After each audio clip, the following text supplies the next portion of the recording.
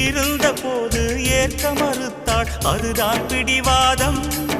அவன் பிரிந்த போது பார்க்க துடித்தாள், அந்தோ பரிதாபம். பிரிவே காதலின் தண்டனையா, காதல் தோல்விய வேதனையா? காதல் தேடி வாழ்ந்த காளை கை கூடி வந்த வேளை, பார்க்க வந்தாள் ரோஜா மாலை. அவ பார்க்கும் முன்னே என்ன லீலை?